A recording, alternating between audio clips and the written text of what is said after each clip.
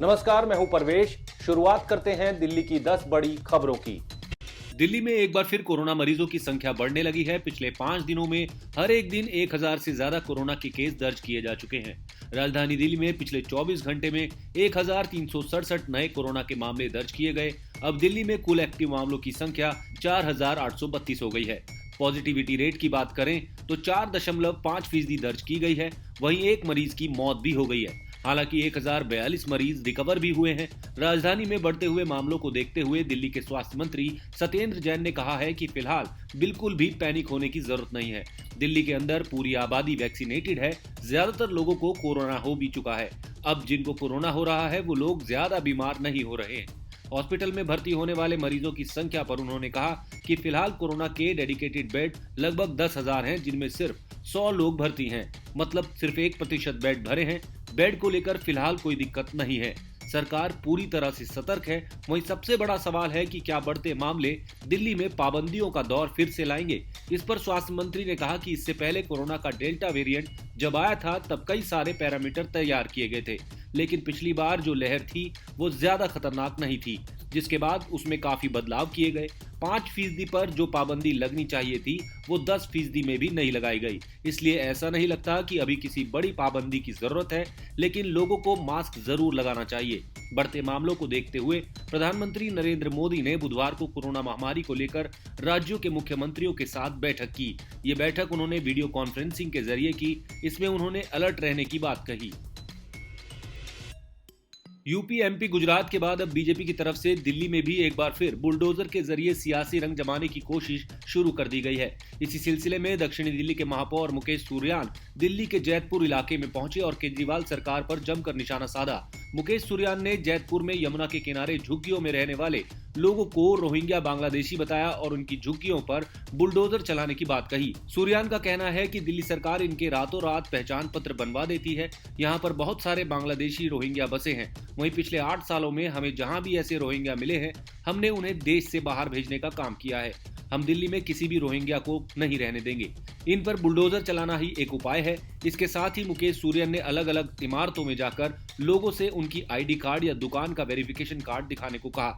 गौरतलब है कि जैतपुर इलाका यमुना के बिल्कुल बगल में बसा हुआ इलाका है। ऐसे में यहाँ पर ऊंची बिल्डिंग बनाने की मनाही है।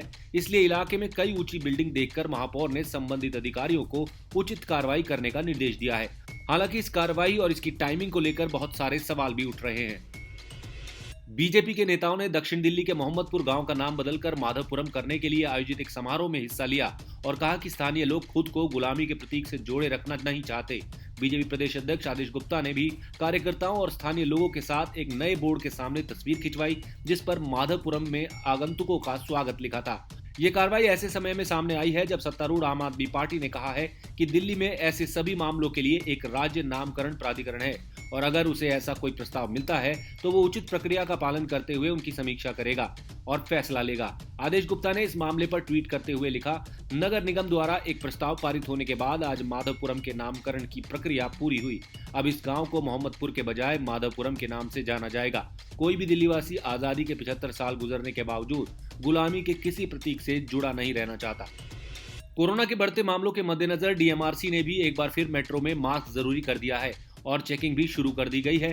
टीमें बिना मास्क पहने लोगों का चालान भी काट रही हैं। ऐसे में आप भी मास्क पहनकर ही यात्रा करें। इसके अलावा पहले की तरह डीएमआरसी ट्रेनों के अंदर और स्टेशन परिसर में अनाउंसमेंट और सोशल मीडिया और अन्य प्रचार माध्यमों के जरिए इस नियम के एक बार फिर लागू होने की जानकारी भी दे रही है। मेट्रो स्टेशन में एंट्री देते वक्त सीआईएसएफ के द्वारा भी ये सुनिश्चित किया जा रहा है कि लोग मास्क पहनकर ही प्रवेश करें। दरअसल डीडीएमए ने 23 अप्रैल से दिल्ली की सार्वजनिक जगहों पर मास्क पहनना अनिवार्य करने और इस नियम के उल्लंघन पर 500 रुपए का जुर्माना लगाने का आदेश दिया था। इसे देखते हुए उसी दिन से मेट्रो में भी इस नियम को दोबारा लागू कर दिया गया है और नियम तोड़ने वालों के खिलाफ Delhi metro operation and maintenance act की धारा 59 के तहत कार्रवाई करते हुए उनके चालान काटे जा रहे हैं। इसके लिए डीएमआरसी की फ्लाइंग स्क्वाड की टीमों को भी फिर से एक्टिव कर दिया गया है। राजधानी में पैदल चलने वालों को सुरक्षित जगह देने के मकसद से अब दिल्ली ने एक कदम और आगे बढ़ा लिया है। यूटीटी आईपीईसी की 65वीं गवर्निंग बॉडी मीटिंग में इस प्लान को मंजूरी दी गई।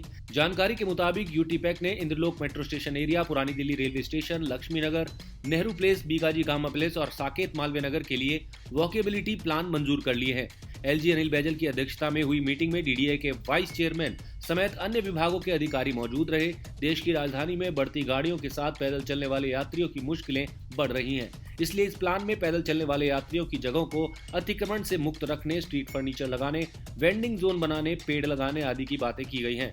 इसलिए इस प्लान में पैदल चलने वाले यात्रियों की जगहों को अतिक्रमण से मुक्त रखने, स्ट्रीट फर्नीचर लगाने, वेंडिंग जोन बनाने, पेड़ लगाने की बात की गई है।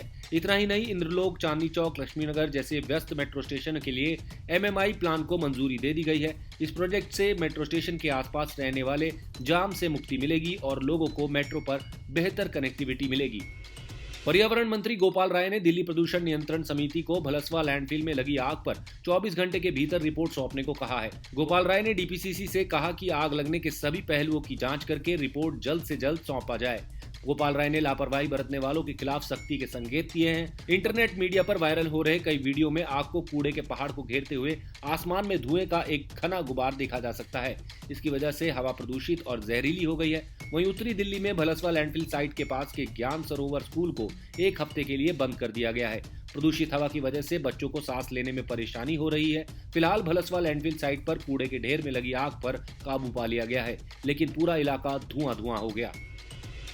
गर्मी में पानी की किल्लत होना बड़ी समस्या है। इसे देखते हुए केजरीवाल सरकार झुग्गी बस्तियों में रहने वाले लोगों के लिए पानी की किल्लत को जल्द ही खत्म करेगी।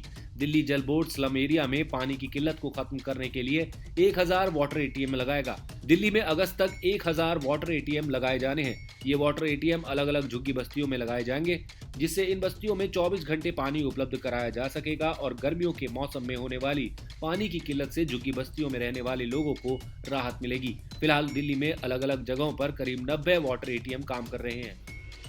दिल्ली हाई कोर्ट ने निर्देश दिया है कि पुनर्विकास के पहिए पर सवार कालकाजी मंदिर कैंपस और उसके आसपास मौजूद जमीन की अतिक्रमण से सुरक्षा के लिए उसे बैरिकेड से कवर किया जाए। कोर्ट ने कहा कि कालकाजी मंदिर और इसके परिसर के पुनर्विकास की समूची योजना गंभीर रूप से खतरे में पड़ सकती है अगर यहां पर नित होने वाले अतिक्रमण को बने रहने की इजाजत दे दी गई।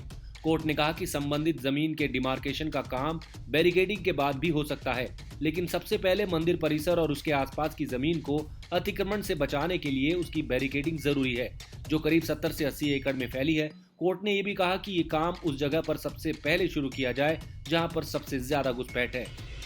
दिल्ली कैपिटल्स का अब IPL 2022 में अगला मुकाबला कोलकाता नाइट राइडर्स से आज वानखेड़े स्टेडियम में होगा। ऋषभ पंत की कप्तानी वाली टीम पिछले मैच के नो बॉल विवाद को पीछे छोड़ वापसी के लिए बेताब होगी और उसकी कोशिश आवश्यक लय हासिल करने की रहेगी। दिल्ली को पिछले मैच में राजस्थान रॉयल्स से 15 रन से हार का सामना करना पड़ा था। ये मैच ऊंची फुल टॉस को नो बॉल न दिए जाने के विवाद के कारण चर्चा में रहा, जिसके बाद दिल्ली के असिस्टेंट कोच प्रवीण आमरे पर एक मैच का बैन लगा। दिल्ली 7 मैचों में 3 जीत से पॉइंट टेबल में 7वें नंबर पर है, जबकि KKR ने अपने पिछले 4 मैच गंवाए हैं और 8वें स्थान पर है। दिल्ली में फिर से लू चलने का खतरनाक दौर शुरू होने की आशंका के बीच आज का तापमान 44 डिग्री तक पहुंचने का अनुमान है, तो वहीं दिल्ली के कुछ हिस्सों में अधिकतम तापमान 46 डिग्री तक भी पहुंच सकता है। राष्ट्रीय राजधानी में आज से लू चलने का येलो अलर्ट जारी किया गया है। हालांकि दिल्ली में शुक्रवार को आंशिक रूप से बादल छाए रहने, हल्की बारिश और 50 किलोमीटर प्रति घंटे की रफ्तार से धूल भरी हवा चलने का अनुमान है, जिससे थोड़ी राहत मिलने के आसार हैं। आप देख रहे थे द भारत खबर। हमारी बाकी की खबरों के अपडेट्स पाने के लिए चैनल को सब्सक्राइब कर लीजिए। शुक्रिया।